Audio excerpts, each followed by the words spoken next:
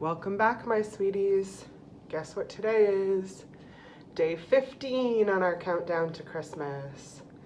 And today we're going to read a sweet story called The Little Fir Tree. It's by Margaret Wise Brown, and the pictures are by Barbara Cooney, and she's from Maine. She did the book Miss Rumphius, which I love. Look at the beautiful trees. The Little Fir Tree by Margaret Wise Brown. A little fir tree stood by the edge of a forest, a little way off from the great green trees.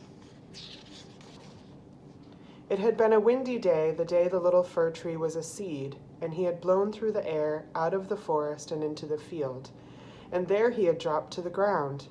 As spring and summer and autumn and winter passed by, and another spring turned green, the little seed had sprouted, taken root, and grown. 7 times the spring had come with flashy birds and flowers. 7 times the summer had droned its hot bee-buzzing days around him. 7 autumns had whirled their falling leaves and milkweed parachutes past his head.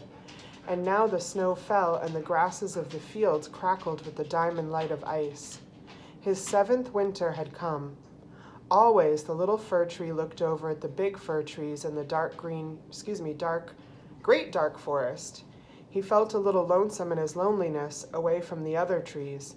He wished he were part of the forest or part of something, instead of growing all alone out there, a little fir tree in a big empty field.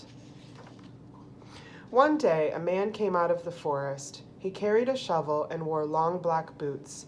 He walked right up to the little fir tree, and he gave him a shake. Not too little and not too big, not too stiff nor yet too limber, a beautiful little green fir tree, just the tree for my boy to grow strong with. So tenderly the man dug into the not quite frozen ground. He dug a big wide hole around the little fir tree. Tenderly he took all the far-flung roots and tied them in a gunny sack. Then he lifted the little fir tree high in the air, and proudly he bore him through the forest. "You are going to a great celebration," said the man, "and you will be a part of it. Then in the early spring I will bring you back and plant you again where I found you. Each year you will return to the great celebration, and each year you will go back to your own green field in the spring. And you will grow with my little boy, who cannot come to you. You shall be his living tree." For the little boy had a lame leg. He had never been in the forest. He had never left his bed. But he listened to the trees at night, and he watched the trees beyond his windows, the great green trees he saw in the distance, and he wished for a tree that would come to him. Now one was coming, borne on his father's shoulders through the forest. The little fir tree was coming. The little fir tree was coming, with a swish of branches and a prickly green smell. It was planted in a great wooden tub at the foot of the lame boy's bed. "You have come to me from the wild green forest," said the little boy, "and you are a part of my very own world. You have come to the great celebration of Christmas." The next night candles were lit in the windows, and outside the snow fell softly and covered the trees with white. But inside the house, the little fir tree was green and pungent and warm. Then they put golden tinsel on his branches, and golden bells, and green icicles, and silver stars, and red and green and blue and purple chains of shining Christmas balls. And soon, oh shining wonder, the little fir tree was a Christmas tree. And children came that night to sing Christmas carols, and they sang new words to an old carol that the boy had made up in the joy of the day. And I'll try to sing it to you.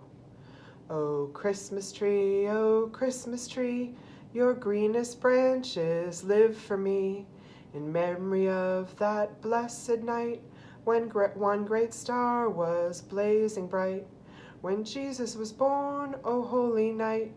Oh, Christmas tree, oh, Christmas tree." After winter, spring came in, flashing with birds and flowers, and the little fir tree was returned to the woods. Summer droned its bee-buzzing days around him, and autumn came and whirled milkweed parachutes past his head. But when snow fell still and white over the fields, heavy and silent on the forest, the time had come for the little fir tree to be carried once more to the bright lights of the celebration. And it happened. The man in long boots came and carried him back to the little lame boy. Both the boy and the tree were a little bigger, and the lights seemed even brighter. And again the children came. Again they sang Christmas carols, and the songs they had sung before. Again they sang the new words to the old, old tune, and they sang them to the living tree. So I don't really know this song, my friends. And I don't know how to read musical notes. Maybe one of you can teach me someday. So I'm just going to sing this to my own beat. How's that? Oh, come, little milk cows, oh, come to the barn. A baby is hungry, oh, do him no harm. Oh, come, little barn owls, oh, come to the barn. The wisest of babies is here keeping warm. Oh, come, little black sheep, oh, come right away, for all is forgiven on this Christmas day. Oh, come, all you wild birds, descend, gentle dove, and all things from heaven to give him your love. All winter long the little fir tree grew in the little boy's window. Then one gentle day the wind blew warm and the pussy willows bloomed. And the boy's father shouldered the tree and returned with him to the field at the edge of the woods. The tree was growing fast now. Little flowers had sprung up around him, making a young and feathery forest at his feet. Spring warmed into summer, and summer droned into the crisper sounds of autumn. Snow fell early. It fell soft and deep. The little fir tree dreamed away and waited for the time the man in the black boots would come and get him. But the man did not come. More snow fell, and then it stopped snowing, and the air was vast and still and very quiet. Still, the man did not come. The sun shone down and the stars shone down, and no one came.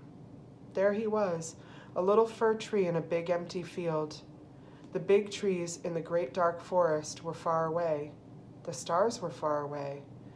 And without Christmas, the world seemed big and cold and empty.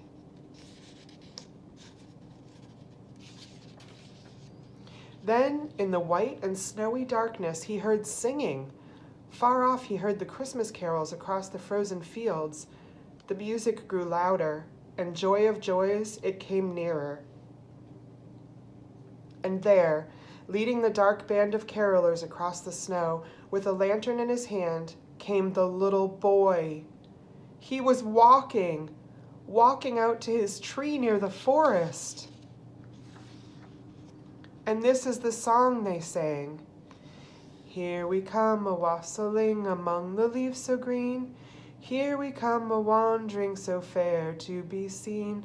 Love and joy come to you, and to you a wassail too. May God keep you and give you a happy new year. May God give you a happy new year. They came and decked the tree with the shining splendor of tinsel, and hung red berries and apples and cookies on his branches for the birds to eat. And they sang the songs they had sung before. O Christmas tree, your greenest branches live for me. The end. Look at how happy that tree looks, because his boy came to him. He didn't forget. I hope you liked that one.